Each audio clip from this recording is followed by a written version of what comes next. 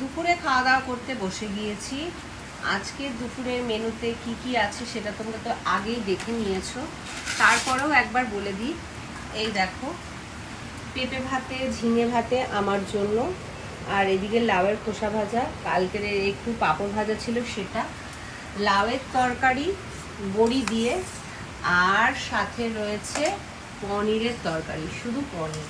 আলু কিন্তু আজকে দিইনি, তোমাকে লাউটা একপাশে দিয়ে দিই, বুঝলে? অবশ্যই দিয়ে দেবে। আর বৃষ্টির দিন বাসন কোসন লাগাবো না, তাই পাতা। কিন্তু লাউয়ের খোসা ভাজো, হ্যাঁ, কেউ কি খায় লাউয়ের খোসা ভাজা? আমার তো মনে হয় না কেউ খায়। আমরা খাই, কেউ খায় কিনা আমি জানি না, আমাদের বেশ ভালোই লাগে লাউয়ের খোসা ভাজা, বলো না?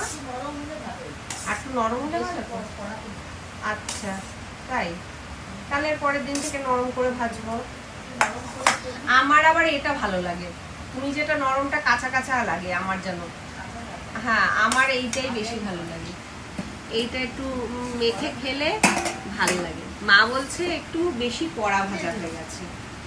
তা চলো বন্ধুরা, খাওয়া দাওয়া করি। বাইরেতে অনর্গল বৃষ্টি হয়ে চলেছে, মানে দিনের বেলাটা একটু মানে সকালবেলাটা বৃষ্টিটা সেইভাবে ছিল না, রোদ মেঘের খেলা চলছিল, কিন্তু এখন তারপর থেকে অনর্গল বৃষ্টি হয়ে চলেছে মুষলধারে, মানে একটু থামছে আবার যখন নামছে ঝমঝমিয়ে হচ্ছে।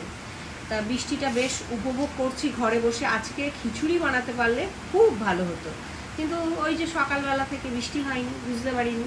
আর আমি যেদিন খিচুড়ি বানাবো দেখবো বৃষ্টি দেখে খিচুড়ি বানাচ্ছি, আর যখন খাবো দেখবো রোদ্দুর কটকট কটকট করছে। কে ফোন করলো দেখো।